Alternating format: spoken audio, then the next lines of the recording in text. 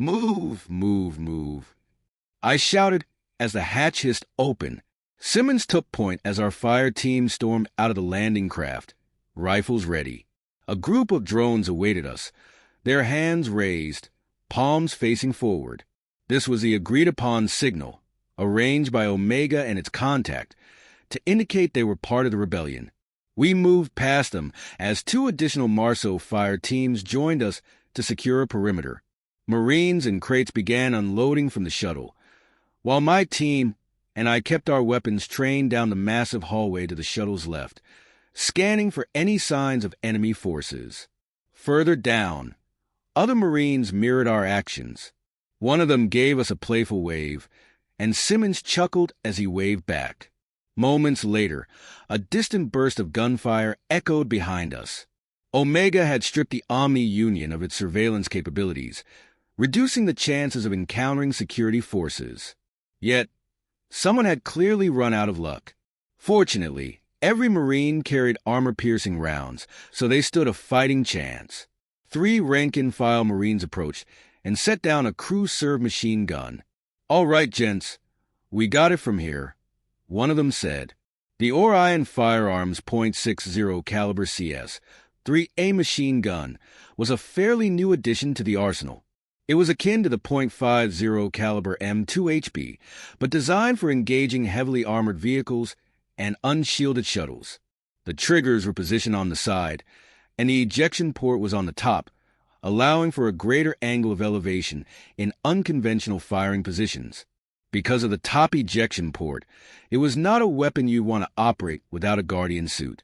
Once the gun was secured to the ground, the corporal and his team took their positions, loading it with a satisfying clunk as a fresh belt of .60 caliber armor-piercing rounds locked into place. I signaled my team and began searching for an officer for further orders. "Got a mission for you, Staff Sergeant," Omega said, startling me. "We need to secure an FTL Gate." "An FTL Gate?" I asked as a navigation marker appeared on my heads-up display. "Yes. The Grand Vessel is enormous, so vast that traversing it without faster-than-light travel would take lifetimes. Installing FTL drives on every Omni Union shuttle is impractical, so they utilize gates that maintain FTL tunnels. We need to secure one of these gates. There are active FTL wormholes inside the ship." I questioned. Tunnel is a more accurate term, but yes. No need for concern. It functions similarly to our FTL communications.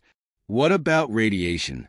Surprisingly, these gates have highly efficient radiation absorption.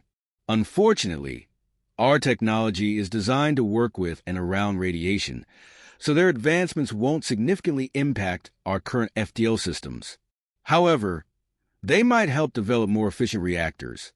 Either way, securing this gate is crucial. Without it, this assault could drag on far beyond your natural lifespan. Keeping the Omni Union out of the Milky Way is the priority, but a prolonged battle would be less than ideal. "Understood," I replied. I briefed my team as the 2 fire teams securing the perimeter joined us. The leaders of each team approached while the rest of the Marines mingled. Their identifiers changed, marking them under my command. "Looks like your Alpha team, Staff Sergeant," Ramirez chuckled. "Guess that settles who's in charge." "Good to see you again, Ramirez," I replied. "I've got Sergeants Hanson and Smith, along with Corporals Johnson and Simmons." "All corporals on my end," Ramirez said. "Ikat, Fairfog, and Wisman. Damn, you're lucky. I've got mostly boots," Gunnery Sergeant Kim sighed. "Corporal Dewey and Lance Corporals Guts, Langle, and Quartermain. Are they still trainees?" I asked.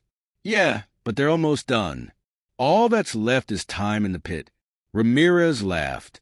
"Imagine surviving all this, only to go through the pit afterward." The pit, officially known as the Olympus Mons Marine Corps Training Base, was infamous. It hosted the final tests for elite special operations programs, including MARSO training. Candidates faced seasoned wetwork operatives in a month-long survival simulation. The harsh environments of the long-dead volcano were challenging, But the real test was psychological warfare. The first phase assessed how well candidates handled impossible objectives. The second measured their resilience against interrogation once they were inevitably captured. Critics called the test brutal and outdated, arguing that modern methods could evaluate integrity and capability without forcing trainees to risk their lives. Maybe they were right, but the Marine Corps was as open to change as a mountain range, and the results spoke for themselves.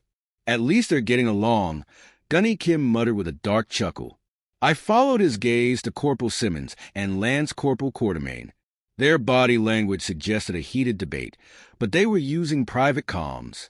I could only hope the argument wouldn't earn Simmons another referral to species relations training. We let the Marines mingle while we finalized our formation, then broke them up and grabbed the gear Omega assigned us. The least experienced members of each team carried portable covers. As we moved out, another shuttle replaced the one we had arrived on, unloading more Marines and supplies. The echo of our boots set me on edge. In preparation for the invasion, we had swapped our stealth suits for standard gear. I had grown so accustomed to the near silence of the R-8B Advanced Guardian suit that the R-8A felt like wearing a tank without a cannon. Despite the extra weight of the portable covers, we maintained a swift pace. Omega had sealed most security doors, minimizing the need to check intersections. Still, the closer we got to our objective, the more my adrenaline surged.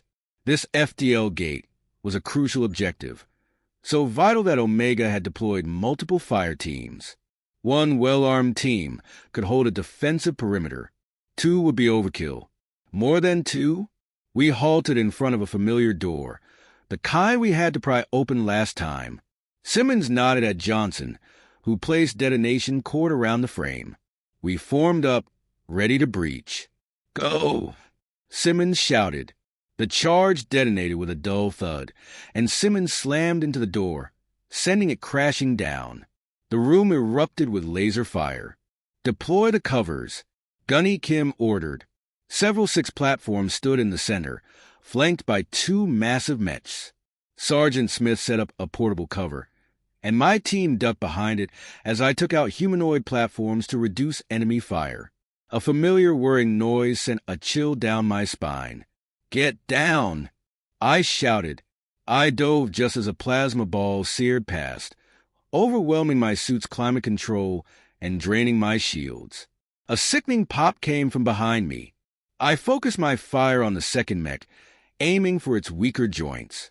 When my magazine ran dry, I tossed a grenade beneath it, just as its arm began to glow. The explosion staggered it. More grenades followed, bringing the first mech crashing down. The second soon met the same fate. As the dust settled, we counted casualties. Status? I asked. 4 green lights appeared on my HUD. My Marines were still standing, but Corporal Quartermain lay in pieces. We bagged and tagged him for retrieval before moving toward the gate. I couldn't shake the thought. You can't get revenge on machines, only on their creators.